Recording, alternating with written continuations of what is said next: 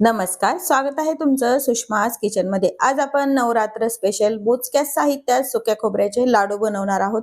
हे लाडू तुम्ही नवरात्रातील उपवासाला खाऊ शकता किंवा मग देवीच्या नैवेद्यासाठी पण वापरू शकता। अगदी पेड्यासारखे मऊ लुसलुशीत हे लाडू तयार होतात। हे लाडू बनवून ठेवून जास्त दिवस पण टिकतात। रेसिपी शेवटपर्यंत बघा। रेसिपीला लाईक करा, चॅनलला सबस्क्राईब करा, तसेच बेल नोटिफिकेशन पण ऑल वर प्रेस करा। सुक्या खोबऱ्याचे लाडू कसे बनवायचे ते पाहूया। नवरात्रीमध्ये उपवासासाठी किंवा मग देवीला प्रसाद दाखवण्यासाठी आपण इथं सुक्या खोबऱ्याचे लाडू तयार करायलो। त्यासाठी मी गॅस सुरू करून कढई गरम करायला ठेवलेली आहे। यामध्ये अगदी थोडंसं साजूक तूप टाकून घ्या। अर्ध्या चमच्यापेक्षाही कमी टाकलं तरी चालतं। तूप थोडंसं गरम झाल्यानंतर इथे मी रेडीमेड जे डेसिकेटेड कोकोनट मिळते ते घेतलंय। तुम्ही खोबऱ्याचा खीस पण वापरू शकता किंवा मग घरी पण हे डेसिकेटेड कोकोनट बनवून तुम्ही तयार करू शकता। ह्या तुपावरती हे थोडा वेळ 1-2 मिनिट आपल्याला भाजून घ्यायचे। अगदी झटपट हे लाडू तयार होतात आणि खायला छान लागतात आणि जास्त दिवस टिकतात पण। याचा फक्त कलर बदलायचा नाहीये, याचा कलर बदलेपर्यंत आपल्याला भाजायचं नाही, उगी नॉर्मल थोडंसं गरम होईपर्यंत हे भाजून घ्यायचे।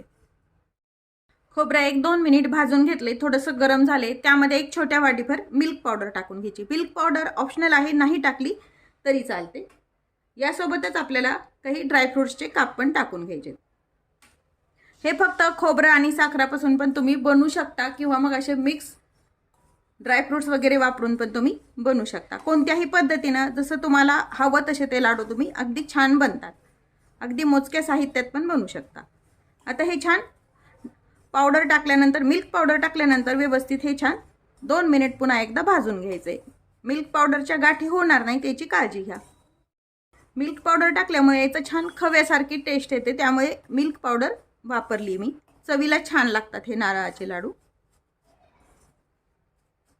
गॅस मात्र कमीच ठेवा पूर्णपणे भाजताना। मिल्क पावडर टाकून भाजून झाल्यानंतर अर्धी वाटी आपली ही जाड रेग्युलर जी चहाला वापरतो ती साखर टाकून घ्यायची। याचा आपल्याला पाक वगैरे न बनवता हे लाडू तयार करणार आहोत। साखरेचं प्रमाण कमी जास्त करू शकता, पण 1 वाटी जर खोबऱ्याचा खीस असेल तर अर्धी वाटी ही साखर वापरायची आहे। आणि 2 मिनिट हे पुन्हा साखर घालून परतून घ्यायचंय। साखर टाकून परतून झाल्यानंतर अगदी थोडंसं साखर विरघळल्या इतकंच याच्यामध्ये दूध टाकून घ्यायचे। खूप दूध नाही वापरायचं, अगदी छोट्या वाटीभरच दूध वापरायचे आणि मिक्स करूया, म्हणजे साखर छान याच्यामध्ये मेल्ट होते। साखर आणि दूध टाकल्यामुळे याला छान ओलसरपणा येतो साखरेला आणि साखरेचा पाक आपला यामध्ये तयार होतो। दूध जर एखाद्या वेळेस कमी वाटलं, साखर जर मेल्ट होत नाही असं लक्षात आलं तर तुम्ही थोडंसं दुधाचं प्रमाण वाढवू शकता। आता साखर छान याच्यामध्ये विरघळेपर्यंत हे परतून घ्यायचे। गॅस मात्र पूर्ण कमी ठेवा, नाही तर साखर टाकल्यानंतर हे करपले जातं।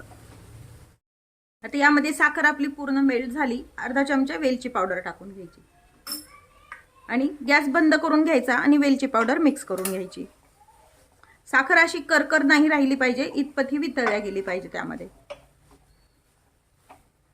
आता हे एका ताटामध्ये आपल्याला काढून घ्यायचंय। हे मिश्रण आपण ताटात काढून घेऊया। याच्या तुम्ही बर्फी पण बनवू शकता किंवा मग लाडू पण बनवू शकता। बर्फी जर बनवायची असेल तर ताटाला तूप लावून त्यामध्ये थापून घ्यायचं आणि वड्या पाडायच्या। मिश्रण आपण ताटात काढून घेतलेलं आहे पूर्ण। थोडंसं आपण लाडू बांधून इतकंच हे थंड करून घ्यायचे। फार थंड नाही करायचं, नाही तर मिश्रण पूर्ण मोकळं मोकळं होतं, हाताला चटका बसणार नाही, इतपत याला आपण थंड करून घ्यायचे। इथे मी एका डिश मध्ये सुक्क खोबरं डेसिकेटेड कोकोनट घेतलेलं आहे, म्हणजे वरतून आपल्याला याच्यात लाडू घोळून घ्यायचे। थोडे थोडं मिश्रण घेऊन हाताला चटके बसणार नाहीत अशी काळजी घेऊन याचे आपल्याला लाडू तयार करायचे।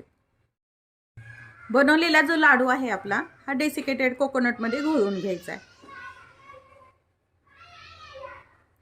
मिल्क पावडर टाकल्यामुळे अगदी छान टेस्ट येते याला।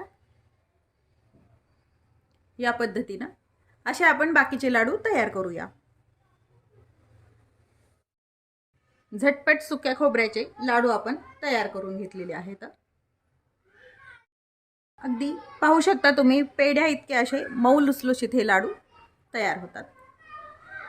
अगदी टेस्ट पण छान लागते यामध्ये मिल्क पावडर टाकल्यामुळे, आणि हे लाडू जास्त दिवस पण टिकतात। रेसिपी नक्की करून पहा। रेसिपीला लाईक करा, चॅनलला सबस्क्राईब करा, तसेच बेल नोटिफिकेशन पण ऑल वर प्रेस करा. अशाच नवीन झटपट रेसिपीसोबत पुन्हा भेटूया. तोपर्यंत बाय बाय. व्हिडिओ पाहिल्याबद्दल खूप धन्यवाद.